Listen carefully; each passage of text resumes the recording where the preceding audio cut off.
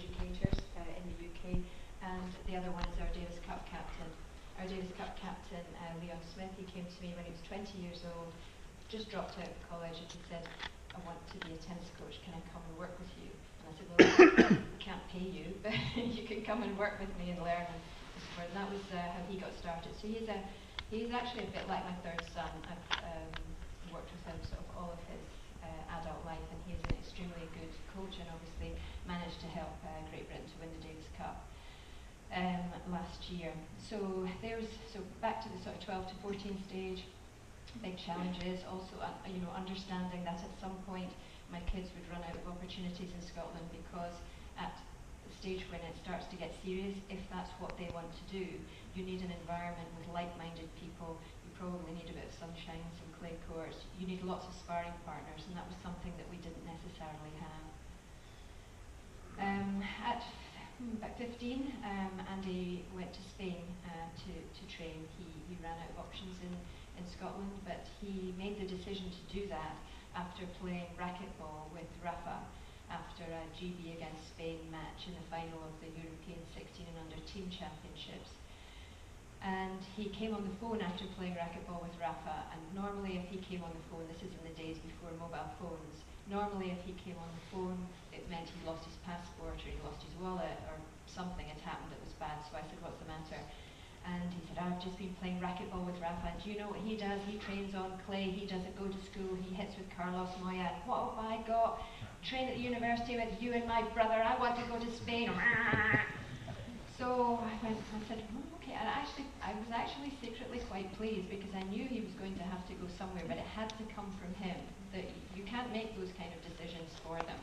It had to come from him, and this is why it's so important to allow it to be the kids' choice, to let them make their own mistakes and so forth. So this was February, and Easter time we went and looked at a couple of academies, 3 academies in Barcelona, hotbed of European tennis, loads of competitions around there, and lots of training academies. And he chose the Sanchez Casal Academy. I think he chose it because he knew 2 people that were there.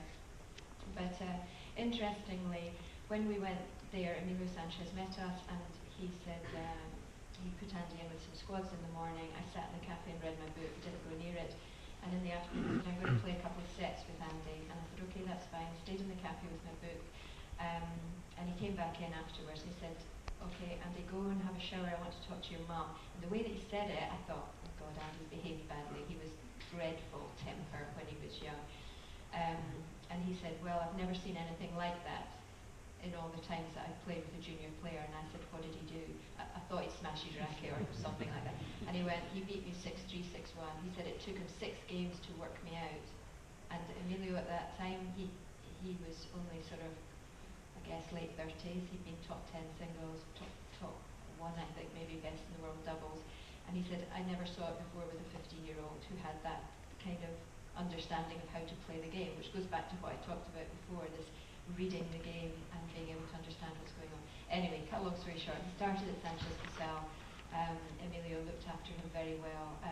His temper, which is still there sometimes, it started to be knocked out of him over time. Not knocked out completely, because you never want to lose the character, but he was 15 and he was getting to train with their pro group, which were age 19 to 26, and they have no idea who he is, whereas in Britain he's big fish in a tiny pond. Over there he's tiny fish in a huge pond. It was perfect for him.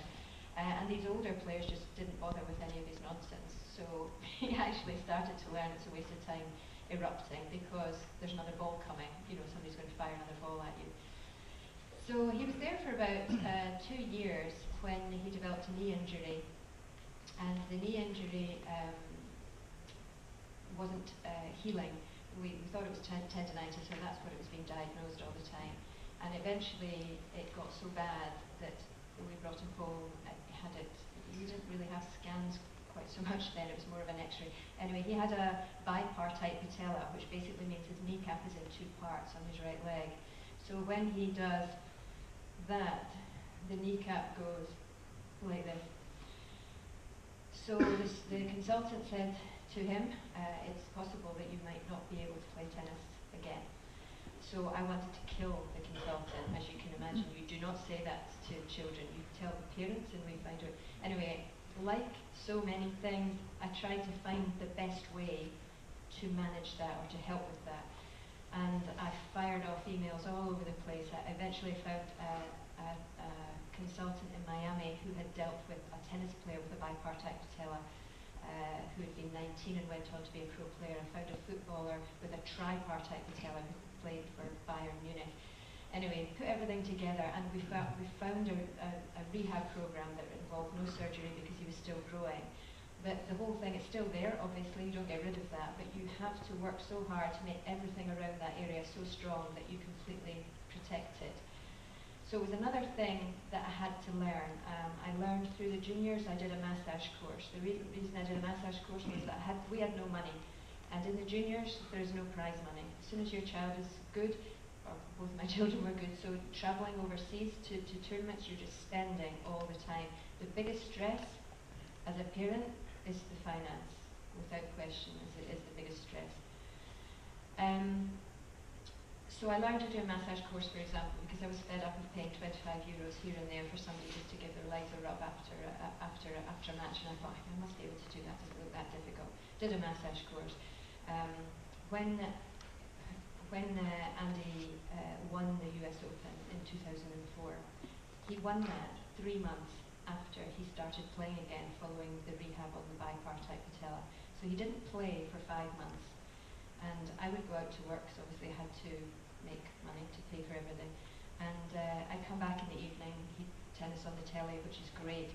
And he studies the tennis on the TV, and he had a book. The front part of the book was, Mum, when I play Safin, I am going to do this, this, and this.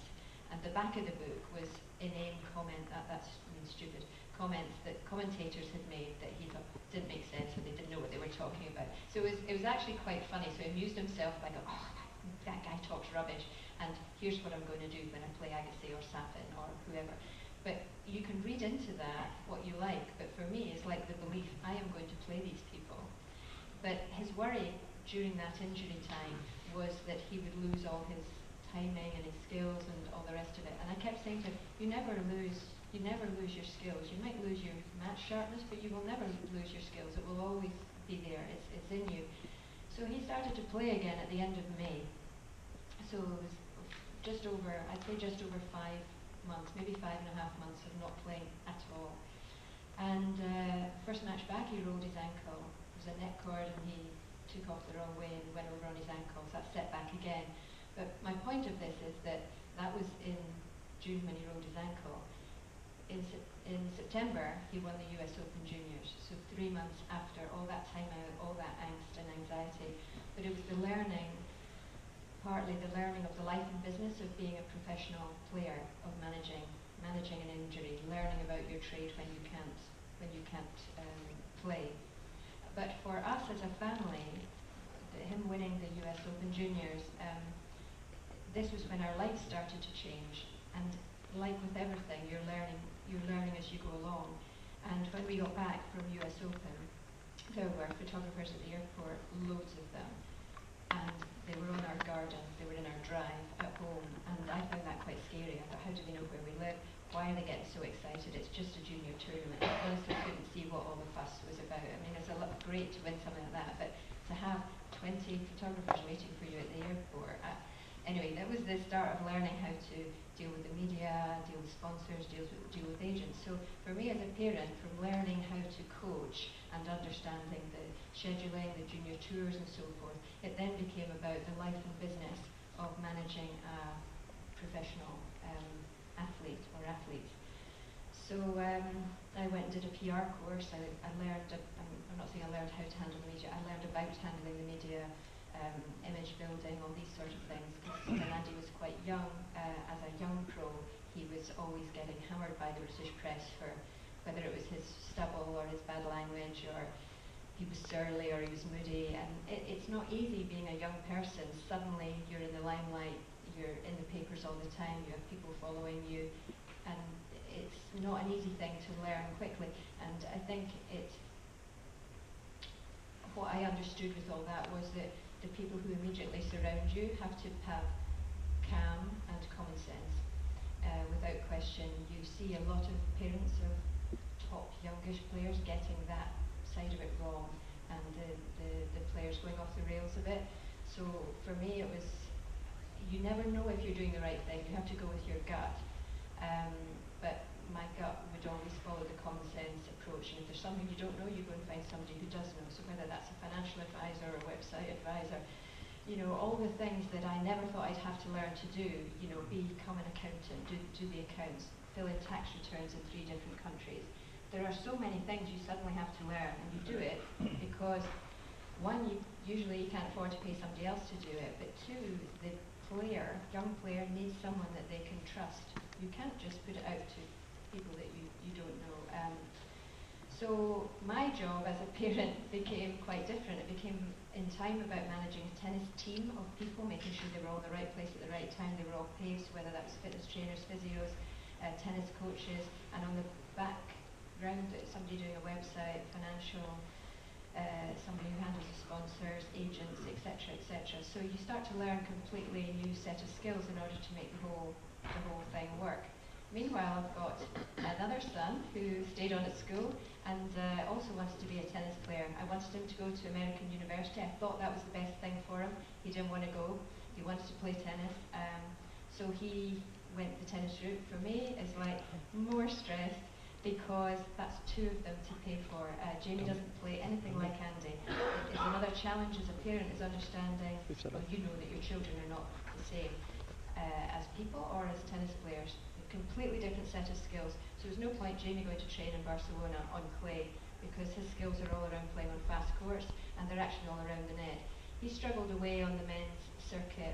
I think the best ranking he got to was about 700, and I was just hemorrhaging money all the time. And eventually I said to him, Jamie, I'm not